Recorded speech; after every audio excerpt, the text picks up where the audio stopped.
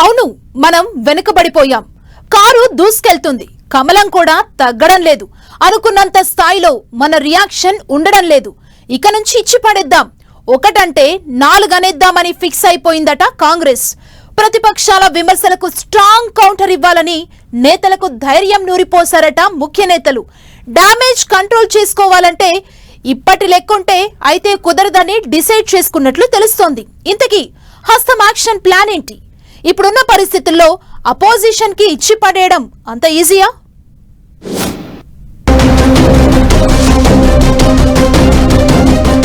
తెలంగాణ కాంగ్రెస్ కొత్త strategy. Opposition కు strong counter ఇచ్చే ప్లాన్. హస్తం అస్త్రం వర్కౌట్ అవుతుందా? ఇప్పటిదాకా ఓ లెక్క, ఇప్పటి నుంచి మరో లెక్క అంటోంది తెలంగాణ కాంగ్రెస్. అంటే పడ్డాం, అపోజిషన్ కదా అని వదిలేశాం, ఇక కథ వేరే ఉంటదని చెప్తోంది.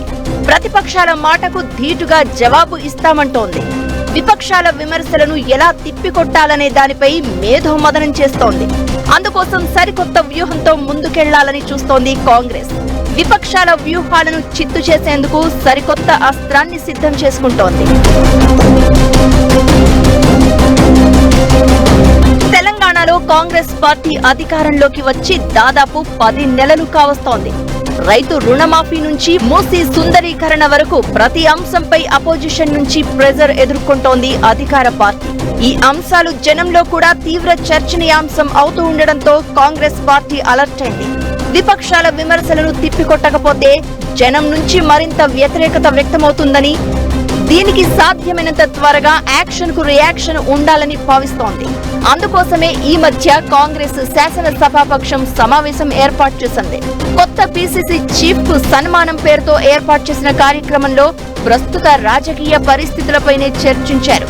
ప్రభుత్వంలో భాగస్వామ్యమైన కార్పొరేషన్ చైర్మన్లతో పిసిసి చీఫ్ సుదీర్ఘంగా భేటీ అయ్యారు.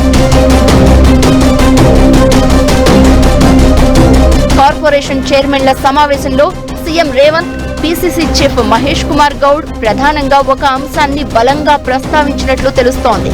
10 ఏళ్ల తర్వాత కార్యకర్తలు బలంగా పోరాడి సాధించిన అధికారాన్ని కలిసికట్టుగా నిలబెట్టుకోవాల్సిన అవసరం ఉందనే సెంటిమెంట్ ను రగిలించారట. ప్రభుత్వం అనేక మంచి పనులు చేస్తున్నా వాటిని జనంలోకి సమర్థవంతంగా తీసుకువెళ్లడంలో విఫలమవుతున్నామనే అంశాన్ని ప్రస్తావించినట్లు తెలుస్తోంది.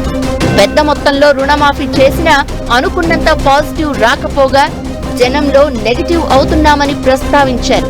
రుణమాఫీ కాని రైతులకు కూడా త్వరలోనే రుణమాఫీ చేస్తామనే భరోసా క్యాడర్కు కల్పించాలని నేతలకు దిశానిర్దేశం చేశారట.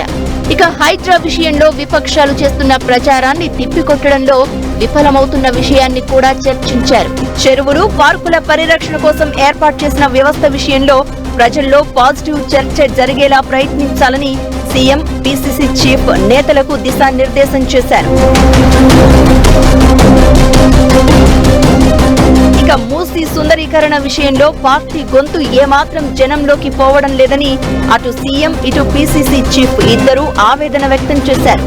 మూసీ విషయంలో గతంలో బీఆర్ఎస్, బీజేపీలు చెప్పిన హామీలను జనంలోకి తీసుకువెళ్లాలని సూచించారు.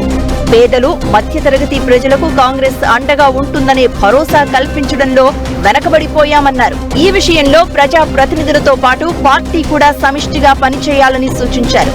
ప్రభుత్వం చేసే కార్యక్రమాలను జనంలోకి సమర్థవంతంగా తీసుకువెళ్లడంలో పార్టీ ముందుండాలని స్పష్టం చేశారు.